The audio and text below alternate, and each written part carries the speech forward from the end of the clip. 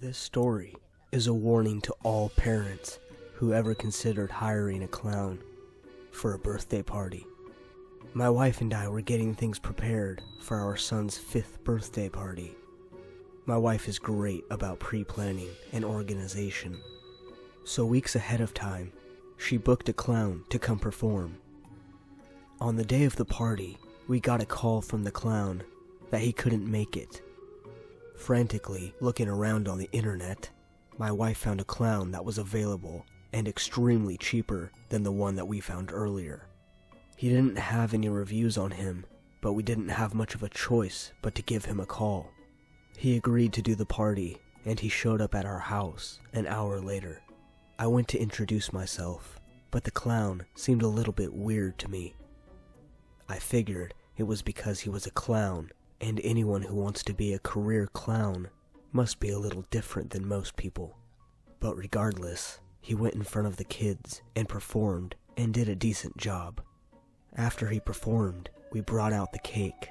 Before we sang happy birthday, he asked if he could use the restroom.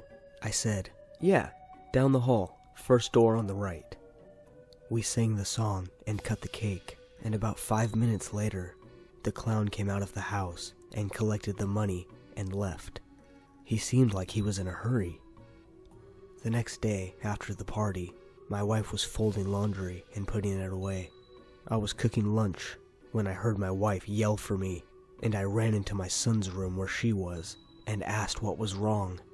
She held up a red clown nose and said, "This was in our son's underwear drawer."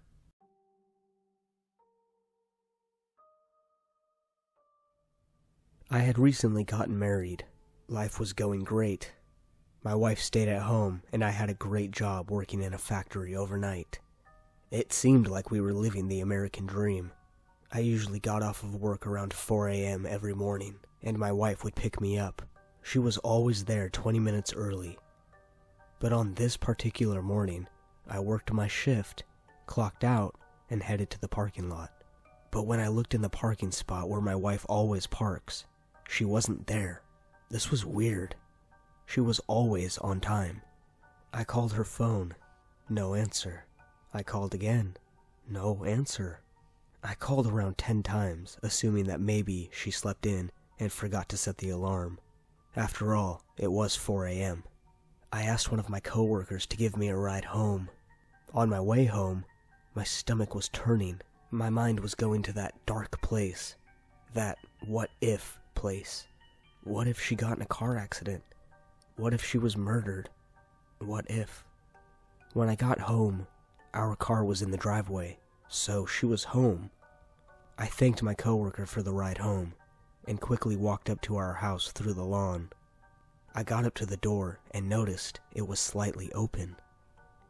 I called for my wife, and then I heard the slightest screech from upstairs. I dropped my stuff and sprinted up the stairs, and that's when I saw my wife was in our room. Her hands and her feet were zip-tied.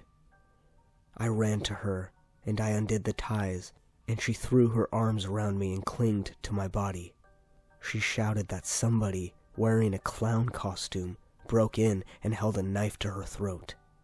He stole money from our house, and he threatened to come back and kill her if she went to the police. Not knowing what to do, I just held her tight, and I told her everything would be okay. I never went to the police just in case the clown was serious about coming back. But the thing that I couldn't understand was that I've heard of people wearing ski masks. But why? Why a clown costume?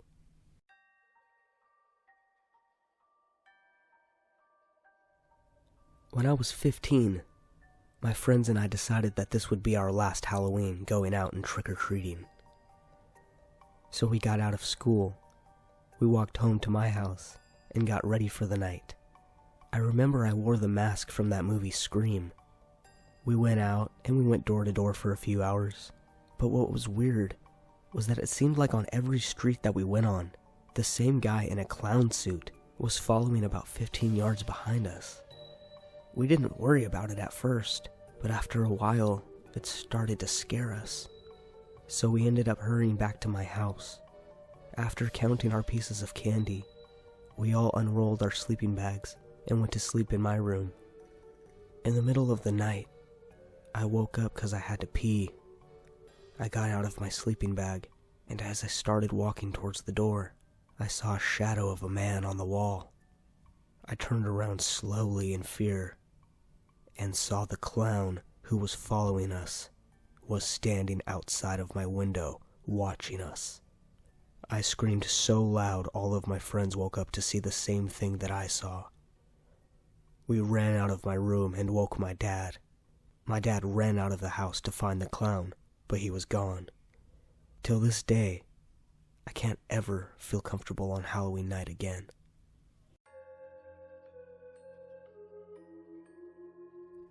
When I was 8, my mom took me to the local carnival that came through our town.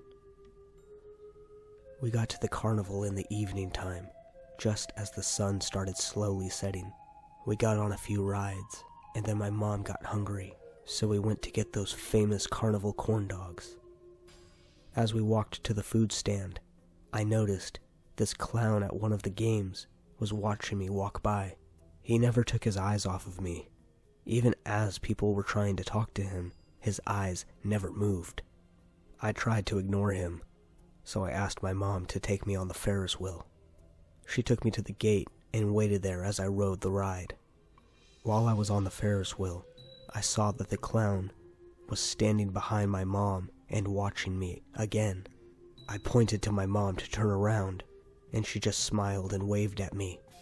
When I got off of the ride, I started walking to the exit, and as I was leaving, the clown was there, and he tried to grab me. My mom saw and ran over, and she pushed the clown and grabbed me and took off running. We called the police, and they showed up and arrested the clown. But since then, I've never stepped foot in another carnival again.